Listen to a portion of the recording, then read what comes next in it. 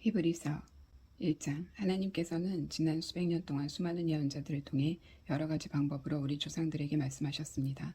그러나 최근에는 아들을 통해 우리에게 직접 말씀하셨습니다. 태초에 하나님께서 이 아들을 통해 세상을 창조하셨고 이 세상은 마지막 날에 아들의 소유가 될 것입니다. 이 아들은 거울처럼 완벽하게 하나님을 비추시는 분이며 그분께는 하나님의 본성이 도장처럼 찍혀 있습니다.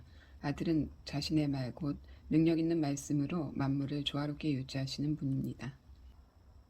천사보다 높으신 분, 그 아들은 죄를 해결하기 위한 희생 제사를 마친 뒤에 하늘 높이 계신 하나님의 오른편 영광의 자리에 앉으셔서 그 어떤 천사보다도 높은 서열과 통치권을 받으셨습니다. 하나님께서 어느 천사에게 너는 내 아들이다. 오늘 내가 너를 축복한다고 하시거나 나는 그의 아버지이며 그는 내 아들이라라고 말씀하신 적이 있습니까?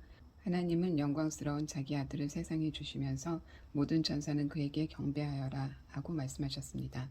천사들에 대해서는 성경에 이렇게 말했습니다. 그 심부름꾼들은 바람, 그 시종들은 타오르는 불꽃이다. 그러나 아들에 대해서는 성경에 이렇게 말했습니다. 당신은 하나님, 영원토록 보좌에 앉으신 분, 당신의 통치는 모든 것을 바로잡습니다. 당신은 만물이 바른 자리에 있는 것을 기뻐하시고 그릇된 자리에 있는 것을 싫어하십니다. 바로 그런 이유로 하나님 곧 당신의 하나님께서 당신의 머리에 향기로운 기름을 부으시고 당신을 왕으로 삼으셔서 당신의 귀한 동료들보다 훨씬 뛰어나게 하셨습니다. 또한 아들에 대해 이런 말씀도 있습니다. 이 모든 일을 시작하신 주님, 당신께서 땅의 기초를 놓으시고 하늘의 별들을 지으셨습니다. 땅과 하늘은 닳아 없어져도 당신은 그대로이십니다. 오래된 옷처럼 닳아서 헤어져 버릴 그것들을 당신은 낡은 옷을 치우듯 폐기 처분하실 것입니다. 그러나 당신은 세월이 흘러도 한결같으시니 빛이 바래거나 닳아 없어지지 않을 것입니다. 하나님께서 천사 가운데 어느 누구에게 이렇게 말씀하신 적이 있습니까? 내가 내 원수들을 내 발판으로 삼을 때까지 너는 여기 내 보좌 옆에 앉아 있어라. 모든 천사는 구원을 받기 위해 예비된 사람들을 도우라고 보냄받은 존재이라는 사실이 분명하지 않습니까? 2장. 우리는 이미 들은 메시지를 굳게 붙잡아 떠내려가는 일이 없어야 하겠습니다. 지난날에 천사들을 통해 전한 메시지가 유해해서 아무도 그것을 피해갈 수 없었는데 하물며 최근에 우리가 받은 이토록 장엄한 구원의 메시지를 어떻게 소홀히 할 수 있겠습니까? 이 구원의 메시지는 가장 먼저 주님이 직접 전해주셨고 그 다음은 주님께 들은 이들이 우리에게 정확히 전해주었습니다. 하나님께서도 성령을 통해 여러 은사, 곧 모든 표적과 기사를 자기 뜻에 따라 주심으로 이 구원의 메시지를 확증해 주셨습니다. 구원의 개척자이신 예수, 하나님께서는 지금 우리가 감당하고 있는 이 구원의 일을 천사들의 손에 맡기지 않으셨습니다. 성경에 이렇게 기록되었습니다. 사람이 무엇이기에 그들을 걱정하시며 그들의 길을 거듭 살피십니까? 그들을 천사보다 조금 못하게 지으시고 에덴의 새벽빛으로 빛나게 하셨습니다. 당신께서 손수 지으신 온 세상을 그들에게 맡기셨습니다. 하나님께서는 모든 것을 하나도 빠짐없이 사람들의 손에 맡기셨습니다. 그러나 우리가 보기에는 아직도 만물이 사람의 관할 아래 있지 않습니다. 우리가 보는 것은 천사보다 조금 못하게 지어져서 죽음을 경험하시고 천사보다 더 높은 곳에 앉으셔서 에덴의 새벽빛으로 빛나는 영광의 관을 쓰신 예수입니다. 이 죽음을 통해 그분은 하나님의 은혜로 모든 사람을 대신하는 죽음을 온전히 겪으셨습니다. 만물을 처음 움직이게 하셨고 지금도 그 만물을 붙들고 계신 하나님께서 구원의 개척자이신 예수를 고난을 통해 완전케 하시고 그로써 자신의 일을 완성하시며 모든 사람을 영광으로 이끄시는 것은 너무도 그분다운 일입니다. 구원하는 분과 구원받는 이들이 같은 근원에서 나왔으므로 이제 예수께서는 조금도 주저함이 없이 그들을 가족으로 대하시며 이렇게 말씀하십니다. 당신에 대해 알고 있는 모든 것을 나의 소중한 친구인 형제 자매들에게 알리고 함께 당신을 경배하고 찬양하겠습니다. 다음 말씀도 자신을 그들과 한 가족으로 여기신다는 뜻입니다. 나도 하나님을 신뢰함으로 살아갑니다. 또한 이렇게 말씀하셨습니다. 하나님께서 내게 주신 자녀들과 함께 내가 여기 있습니다. 자녀들이 살과 피로 된 존재이니 그들을 구하기 위해 구주께서 살과 피를 입고 죽으신 것입니다. 그분은 죽음을 껴안고 자기 안에 받아들이셔서 죽음을 지배하는 마귀를 멸하시고 죽도록 죽음을 무서워하며 평생을 위축되어 살아가는 모든 사람을 풀어주셨습니다. 그분께서 이 모든 고난을 겪으신 것은 천사들을 위한 것이 아니라 우리 같은 사람들 곧 아브라함의 자손을 위한 것이 분명합니다. 그렇기 때문에 그분은 모든 면에서 인간의 삶에 들어오셔야만 했습니다. 그분은 사람들의 죄를 없애는 대제사장으로 하나님 앞에 서실 때 이미 모든 고난과 시험을 몸소 겪으셨습니다. 그러므로 그분은 도움이 필요한 곳에 도움을 베푸실 수 있습니다. 우리 믿음의 중심이신 분 3장. 그러므로 사랑하는 그리스도인 친구 여러분, 높은 곳을 향한 부르심을 따라 사는 동료 여러분, 예수를 진지하고 주의 깊게 바라보십시오. 그분은 우리 믿음의 중심이며 하나님이 맡기신 모든 일에 성실하신 분이십니다. 모세도 성실했지만 예수는 더 큰 영광을 받다 마땅한 분이십니다. 언제나 건축자가 건축보다 귀합니다. 어느 집이든지 그 집을 지은 이가 있습니다.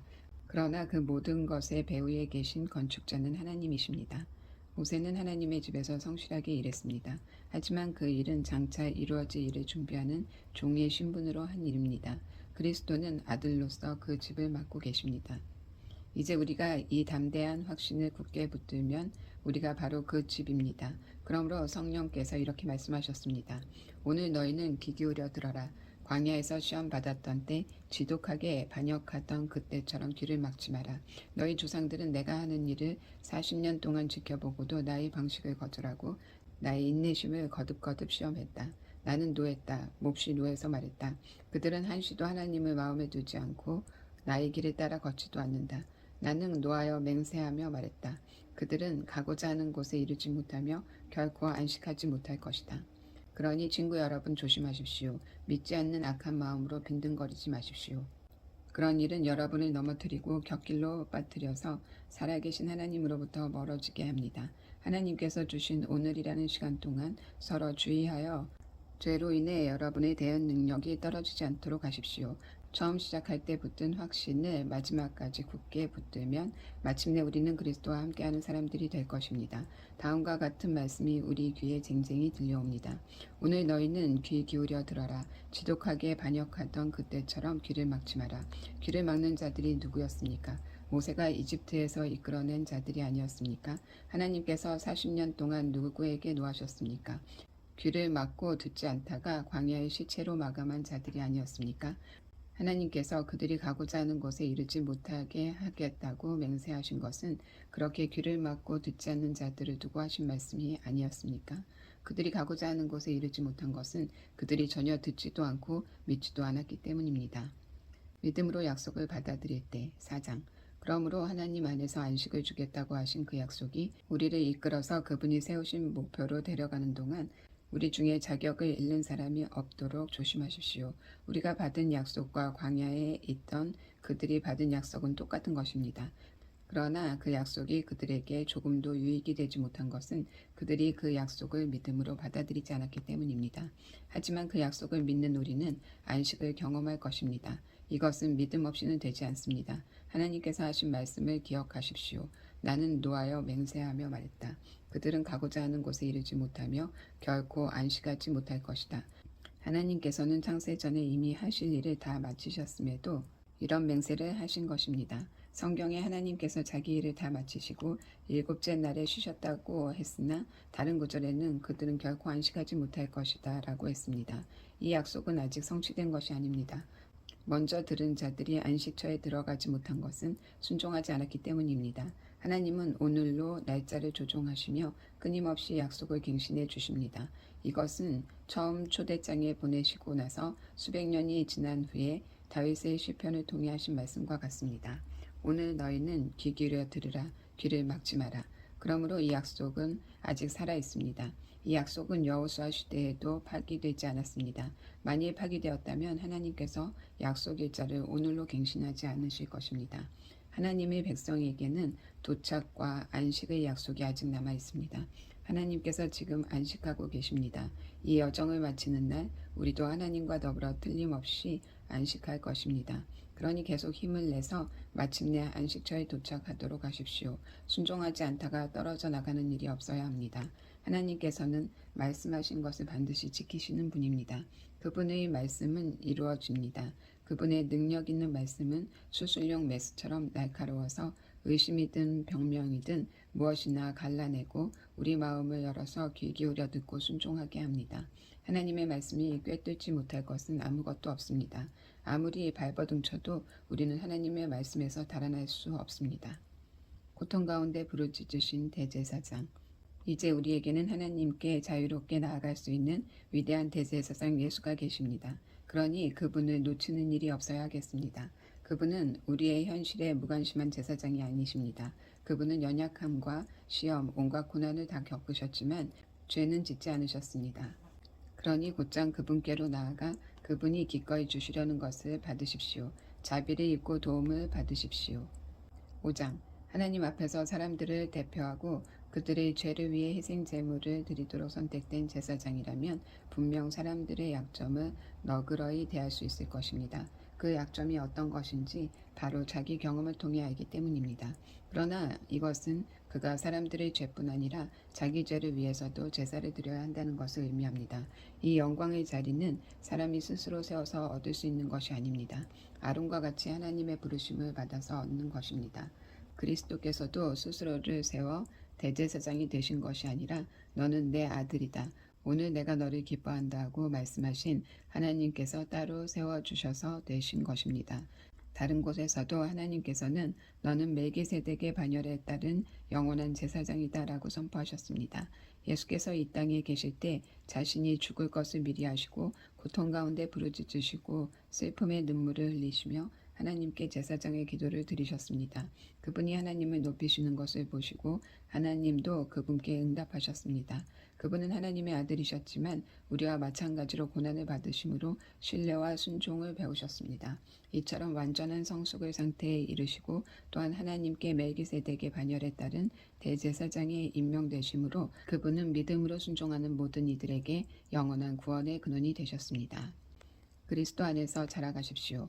멜기세덱에 관해서는 할 말이 많지만 여러분의 귀 기울여 듣지 않는 나쁜 습관 때문에 여러분을 이해시키기가 어렵습니다. 지금쯤 여러분은 선생이 되어 있어야 마땅한데도 내가 보기에 여러분은 하나님에 관해 기본부터 다시 가르쳐 줄 사람이 필요한 것 같습니다. 오래전에 단단한 음식을 먹었어야 할 것만 여러분은 아직도 아기처럼 젖을 빨아야 할 형편입니다. 젖은 하나님의 방식에 미숙한 초보자들이 먹는 것입니다. 성숙한 사람들은 단단한 음식을 먹습니다. 그들은 경험으로 옳고 그른 것을 분별할 줄 아는 사람들입니다. 6장. 그러므로 유치원생 수준으로 그리스도를 그리는 데서 벗어나 멋진 작품을 만드십시오. 그리스도 안에서 무럭무럭 자라가십시오. 그 기초가 되는 진리는 자기 힘으로 구원받으려는 노력을 버리고 하나님께 돌아서서 그분을 신뢰하는 것과 세례에 관한 가르침과 안수와 죽은 자의 부활과 영원한 심판입니다. 하나님께서 도와주시면 우리는 그 모든 진리를 충실하게 붙들 수 있을 것입니다. 그러나 그 이상의 것이 있습니다. 그러니 계속 나아가십시오. 한때 빛을 보고 하늘을 맛보고 성령의 역사에 참여하고 하나님의 선하신 말씀과 우리 안으로 돌파해 들어오는 능력을 경험한 자들이 등을 돌려 그 모든 것과 관계를 끊어버렸다면 그들은 아무 일 없었다는 듯이 처음부터 다시 시작할 수 없습니다. 그것은 불가능한 일입니다. 그들이 예수를 다시 십자가에 못 박고 공개적으로 부인한 것이기 때문입니다. 바짝 마른 땅이라도 비를 흠뻑 빨아들여서 농사짓는 사람에게 풍성한 곡식을 내면 하나님께 잘했다는 칭찬을 듣습니다. 그러나 잡초와 엉겅퀴를 내는 땅은 저주를 받습니다. 그 땅은 불에 타서 수확할 것이 없습니다. 친구 여러분, 나는 그런 일이 여러분에게 일어나지 않으리라고 확신합니다. 나는 여러분이 구원의 예정에서 이룬 더 나은 것이 있다는 것을 생각하게 됩니다. 하나님께서는 어느 것 하나 잊으시는 법이 없습니다. 하나님께서는 여러분이 가난한 그리스도인들을 도우면서 보여준 사랑을 너무도 잘 알고 계시며 여러분이 그 일을 계속하고 있다는 것도 잘 알고 계십니다. 이제 내가 바라는 것은 여러분 각자가 튼실한 소망을 향해 동일한 열정을 펼쳐서 마지막까지 그 소망을 유지하는 것입니다. 꾸물거리지 마십시오. 헌신적인 믿음으로 끝까지 달려가서 마침내 약속받은 것을 전부 얻는 사람이 되십시오. 변치 않는 하나님의 약속. 하나님께서는 아브라함에게 약속하실 때 자신의 명예를 걸고 분명하게 약속하셨습니다. 하나님께서는 내가 약속한다. 내가 가진 모든 것으로 너에게 복을 주겠다. 복을 주고 또 복을 주겠다 고 말씀하셨습니다. 아브라함은 참고 견딘 끝에 약속받은 것을 전부 받았습니다. 사람들은 약속할 때 자기보다 위에 있는 권위에 호소하여 약속을 보증합니다. 약속을 이행하기로 한 당사자들 사이에 문제가 생길 때 그 권위의 약속을 뒷받침하려는 것입니다.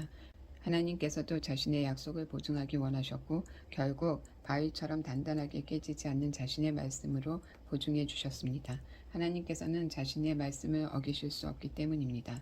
그분의 말씀은 변치 않으며 그분의 약속도 변치 않습니다. 하나님께 인생을 건 우리는 약속받은 소망을 두 손으로 붙잡고 놓치지 말아야 할 이유가 충분합니다. 그 소망은 끊어지지 않는 영적 생명줄 같아서 모든 상황을 뛰어넘어 곧바로 하나님 앞에까지 이릅니다. 그곳에는 우리보다 앞서 달려가신 예수께서 멜기세덱의 반열에 따라 우리를 위해 영원한 대제사장을 맡고 계십니다.